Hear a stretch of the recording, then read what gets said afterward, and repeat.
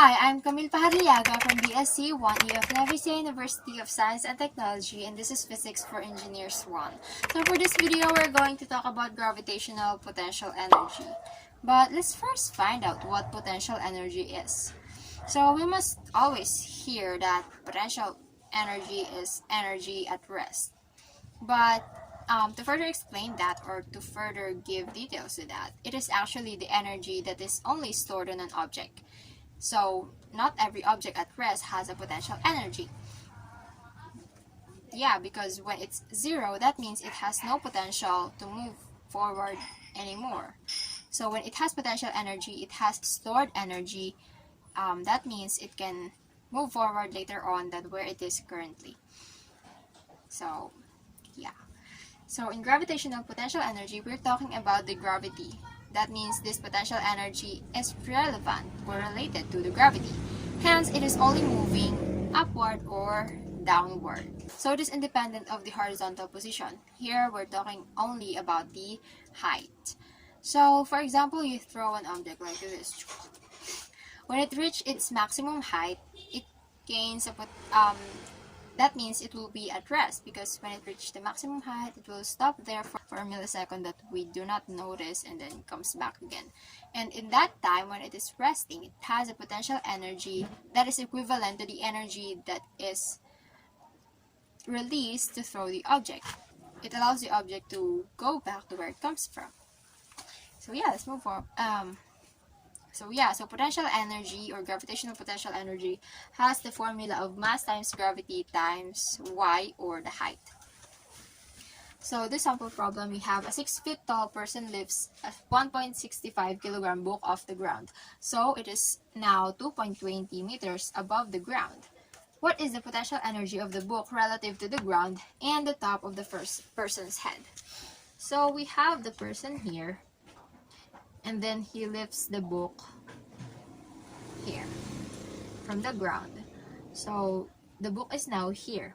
Therefore, this is 2.20 meters as stated here, and then the man here is 6 feet tall, which is equivalent to 1.83 meters. So what we're asking for is the potential energy of the book, first relative to the ground, and the second relative to the person's head. So we also need to find the distance between, or the height that is present between the book and the person's head. So yeah, first let's talk about the potential energy of the book relative to the ground. So at ground, we have here this formula: potential energy, or gravitational potential energy, is equivalent to mass times gravity times height. So we have the mass of the book as 1.65 kilograms, and then the gravity of 9.81 meters per second squared, and the height of 2.20 meters. And then our gravitational potential energy here is equivalent to 35.62 joules. So this is our gravitational potential energy of the book relative to the ground. So now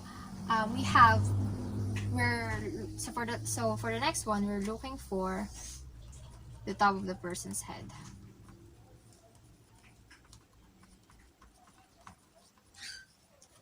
Yeah, so we're asking for the potential energy of the book with relevance to the top of the person's head.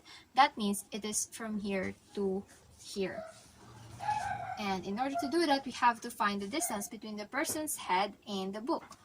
So we have here gravitational potential energy equals mass times gravity times y. So we have here 1.65 kilograms multiplied to 9.81 meters per second squared, and then our y is 2.20 minus 1.83 meters. 2.20 meters minus 1.83 meters. And then our final answer will be 5.99 joules. So yeah, so this is the gravitational potential energy of the book relevant to the person's head, which is 5.99 joules, and then relevant to the ground, 35.62 joules. So as we can notice, the height plays an important role in determining the potential energy of an object. So if it is greater, that means the potential energy of the gravitational potential energy of an object is also greater. So yeah.